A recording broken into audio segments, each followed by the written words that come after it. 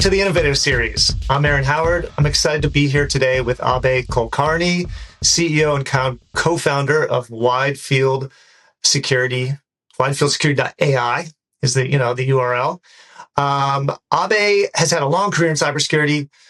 He's been with Symantec, Netskope, Cisco. Clearly, you've been around for a while and understand the space. Thank you for being here. Thank you, Eron, for having me. The URL is widefield.ai, by the way, not widefield. Widefield.ai. So I want to start, having the career you've had, I want to start with, go back three, 4 years ago. What was the impetus for you to stop working for these large security vendors and start WideField? Yeah, thank you, Eron.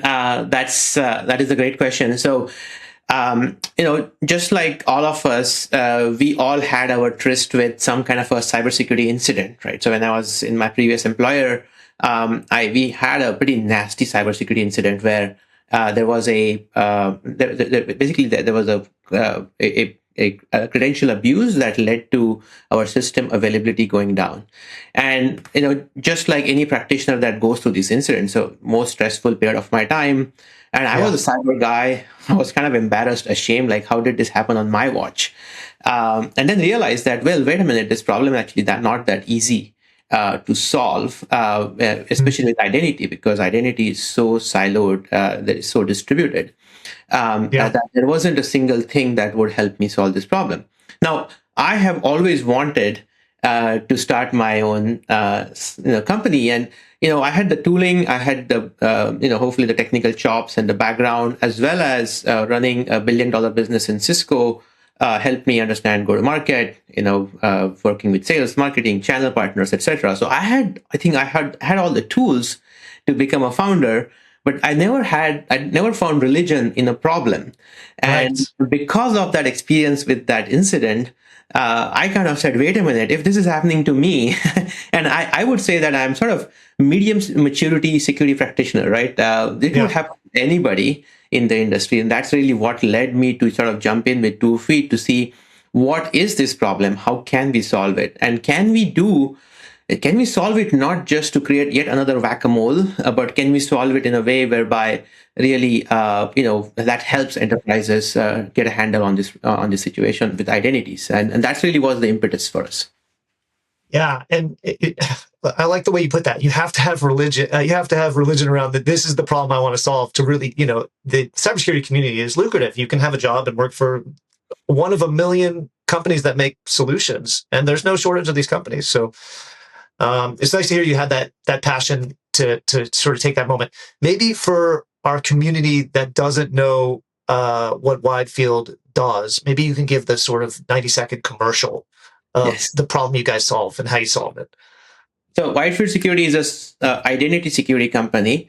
We help enterprises secure their agentic AI identities, AI agents, non-human and human identities.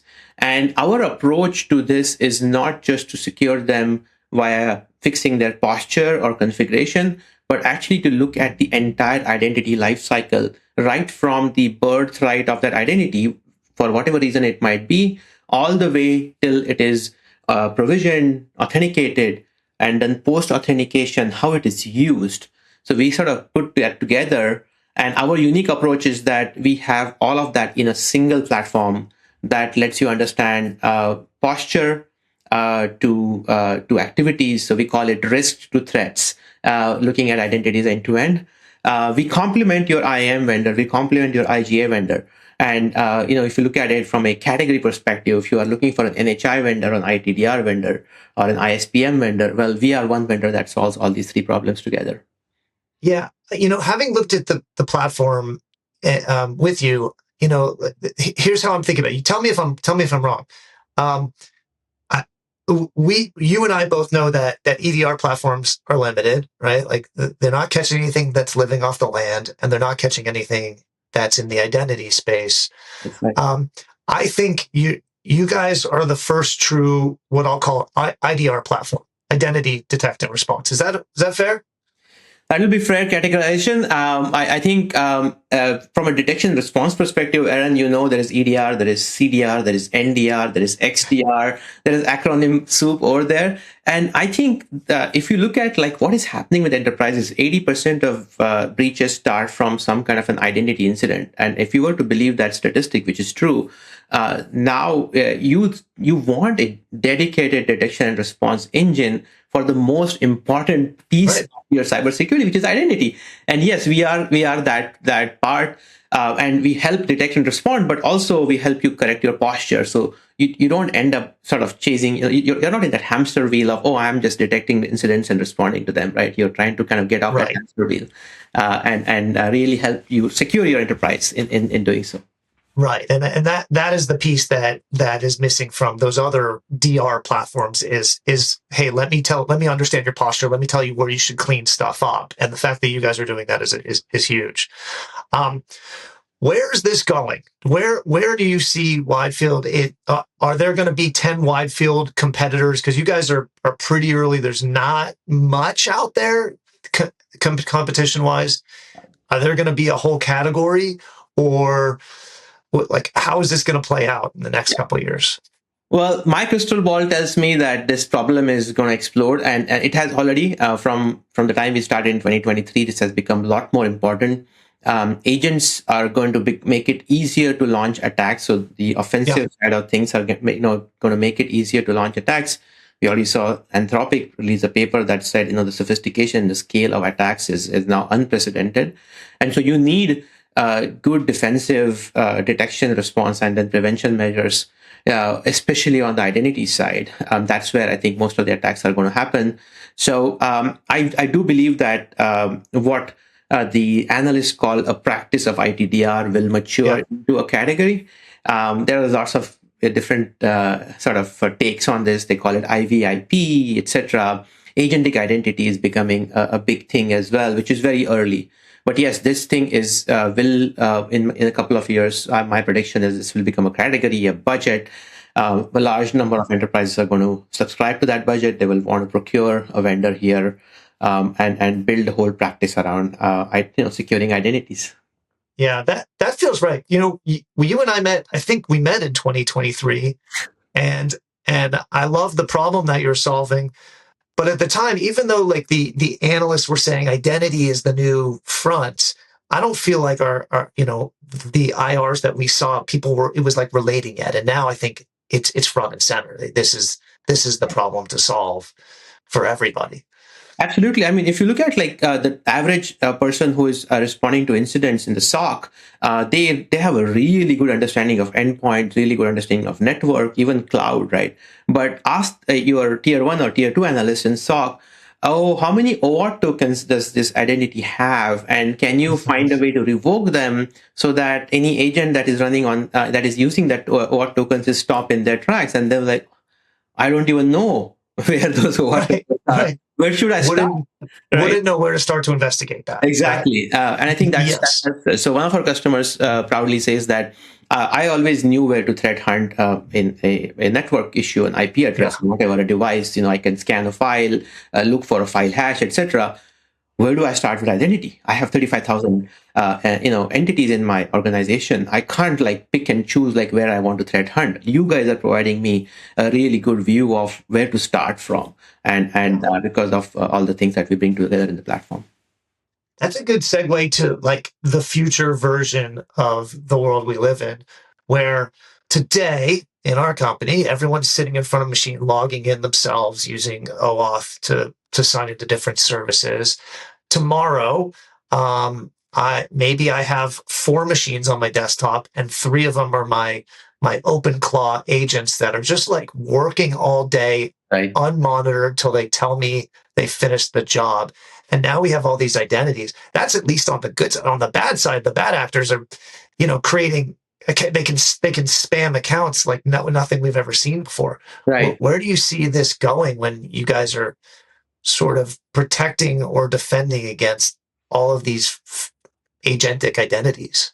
Yeah, so the AI agents are going to create a big threat, and I think even before we get to these custom agents like OpenClaw, etc., let's talk about the agents that you have already procured, Eron, in your organization. I'm quite sure you have procured an LLM vendor like Of ChatGPT course. or Yes. Gemini, Yeah. and they have connections into your own company data, right? They are connecting to your company data because you can say, hey, analyze my OneDrive documents and tell me all my interactions with Abhay so that I'm prepared for this interview. Something similar like that, you could use your LLM. Sure. Yeah. And these are agentic patterns, right? Now they are acting on behalf of Eron, querying your OneDrive, finding out what is happening, and then doing things. Now, once you become comfortable, you will say, oh, okay, you know what? Author me the interview script with Abhay so that I don't have to prepare for it. And you could do that and write something into it. Now that write patterns, when Yeah. they start to become a lot more prevalent, that's where a lot of the problem starts to come in with all these agents that you have procured. And the insertion points for these agents for a cybersecurity company, whether it is a small company like us or a large company like CrowdStrike, are very limited. So we are monitoring these agents, looking at identifying what they are doing, helping you understand what these agents are doing on behalf of every single entity in your organization. That's the first part. This is what I call the procured agents, or agents that you have sort of bought, because of you buying Slack or Salesforce or ChatGPT or whatnot. And then the second part of it, the evolution is that, okay, you become enamored by this agent stuff and then say, I'm going to build my agents. And now with vibe coding, it's so much easier to do your own agents. And that's when you start to delegate permissions. The identity world is not quite ready for these types of custom agents because we are still using old school protocols. The providers of these sort of resources, whether they're SaaS platforms, cloud platforms, may or may not have granular permissions exposed. Right. So, for example, if you want to give access to Calendly to your calendar, Google Calendar, you have to give access to the entire calendar. Right? It is not just one part of the calendar that you give access to. So those granular permissions are missing. So you end up doing our current ways of delegating access is using OAuth or worse, like API keys. And so when you do that, that creates a very large surface area now for these agents to be abused, because guess what? The agents are looking at unprotected data. They are non-deterministic, and they could do lots of things that you didn't anticipate them doing. So how do you find out what is the intent of this agent? Can you control what they are doing based on the intent? Because the other side is also true. Like, you don't want to just block these agents, right? Because if you just block the agents, then you're going to take like the intelligence out of AI. Then what's the point? So you want to kind of be on the forefront of innovation, yet you want to allow them safely. And there is a lot of work required on identity to be able to kind of create these fine-grained permissions, limit sensitive actions, bring human in the loop wherever required, but still have the power of, hey, I have 100 agents working on my behalf, so now I'm a superhuman. And that's what I think we are trying to do. We are trying to enable that future for the new agentic enterprise. And it's a long road, but we are well on our way to doing that. It would seem like your next 3 years are sort of catching the bad behavior in agents abusing their users' identities or misuse, and then like it evolves to a point where you're policing the new paradigm of agent identity as it gets created in real time that it doesn't exist today. Right. Like, so going from sort of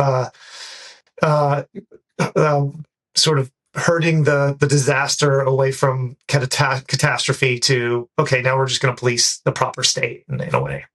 Yeah, police the proper state and also not be in the middle of every single thing. So, like the famous saying, right? The most secure enterprise is that blocks everything, like no work happens there. Well, you don't want that to happen in AI. Right. It reminds me in the old days when enterprises started using SaaS, a lot of these people had on-premises gear and they would hairpin traffic to Microsoft from their network. And what's the point of using Office 365 in the cloud if you are going to make every single user first log into VPN and hairpin your traffic? So you don't want to end up with situations like that where you're trying to kind of, sort of try to fit in the AI with your existing security tool chain. You want to sort of adopt a new set of security, tools that help you sort of safely enable AI. And I think that's the real challenge for a lot of the startups, right? How are we able to do that? How can we enable enterprises to do that? And that's the journey we are on. And so in 3 years' time, or forget 3 years, even 6 months' time, this thing is going so fast. Is that I expect a lot of enterprises to kind of really go all in on becoming more agentic in all aspects of their all functions, whether it is not just engineering and coding, but also finance and procurement and customer support and sales, etc. And they would want to have some guardrails so that they can go about doing that safely. And I think that's where the guardrails word is kind of sometimes abused, but we got to be able to safely enable those use cases. Right. So makes sense. Well, Abhay, thank you so much for doing this. Pleasure to talk to you again. And I'm excited to see you in Marco Island at the next Innovate Summit. I would love, I look forward to seeing you at Marco Island.